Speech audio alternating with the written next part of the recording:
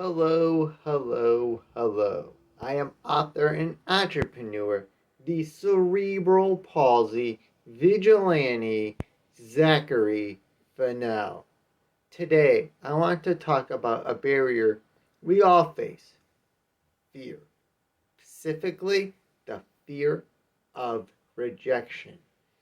Such fear comes in many forms. Afraid to ask your crush out because a no might ruin your current friendship. Scared to pursue a position because certain requirements leave you with questions. Fearful to pursue what you want in life because you are worried about what others are going to think or say. I know these fears and more because I have been there. Thanks to my experiences, I know the importance of overcoming the fear of rejection, especially when you have a disability. Whether cerebral palsy, CP for short, or another disability, learning to face your fear of rejection will ultimately lead you to become a better advocate for yourself, and if you choose, others with disabilities. What's that? I can hear some of you mumbling in the cliche, easier said than done.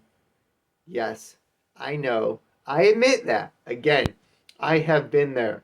I am speaking based off my first-hand experiences. My hope is by sharing my experiences, I empower you to face your own fear of rejection. While initially difficult, overcoming your fear of rejection ends up incredibly freeing. But to achieve that freedom, you need to fight through your own anxiety and the pressure put on you by others. Doing that takes courage. Working up that courage begins with a few realizations. The first one being, what's the worst case scenario? You are told no. Being told no is not as scary as we make it out to be in our heads. In fact, I would say no is better than not knowing. In high school, I never asked my crush Donna out because I feared rejection. What if she said no? Would our friendship change? Would things become awkward? I did not want to find out, so I played things safe.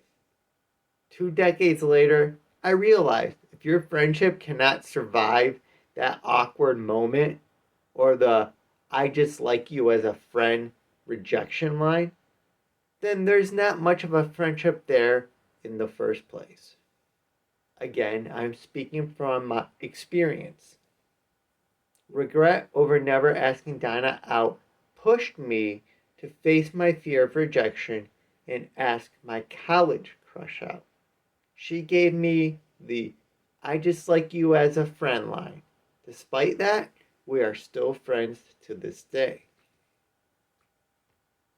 Moving on to a non-crush example, my marathon achievement comes to mind. An achievement that was possible because I arranged to start early. Reaching out to make that arrangement was intimidating. They could reject me and say no. If you can't complete the 26.2 miles of a marathon in the time frame allotted, a marathon might not be for you. Here, the power of mindset comes in. If I'd been told no, I would have decided a race not willing to accommodate me was a race I would not want to participate in. Thankfully, the race organizers were open-minded and my path to become a marathoner was paved. A journey you can read all about in my memoir, Slow and Cerebral. For more about the book, see the link in my video's description. Publishing slow and cerebral, and having an active YouTube channel here are activities I consider part of my CP vigilante endeavors. In addition to my CP vigilante thing, I work at a library. That in itself, library work, has involved overcoming the fear of rejection, including rejection from others. I had both friends and family question my career path, having others suggest to me I should go work for this company here. That by working for the library, I was limiting myself. These rejections came from immediate family members too, including my parents. I could have let their less than enthusiastic attitude dissuade me from pursuing a career with the library. But I also realized something important. A realization formed from the motivational videos I listened to from those on YouTube like Team Fearless and Eddie Pinero. This is my life. I need to live it on my terms. I find working at the library meaningful and enjoyable. Apply the same principles to your life. What gives your life meaning? What do you enjoy? Answering those questions will allow you to build a foundation to have the courage to pursue what you want, even when those closest to you doubt your choices. Establishing this foundation will also help you confront the fear of rejection in a professional setting. For instance, the regular position I currently hold at the library, branch services clerk, listed the following amongst requirements for the job: a driver's license, reliable personal transportation, and in-force automobile insurance in order to travel between branches.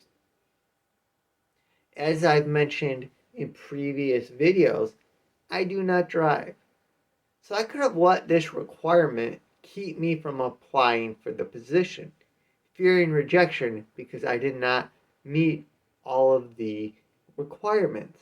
Actually, in fact, I was initially rejected when I applied for the position. Filling out the application honestly, I said I did not meet all the requirements. The next question asked if I could fulfill the position with reasonable accommodations. I responded affirmatively. Yet, a few days later, I received an automated rejection claiming I did not meet the job's requirements.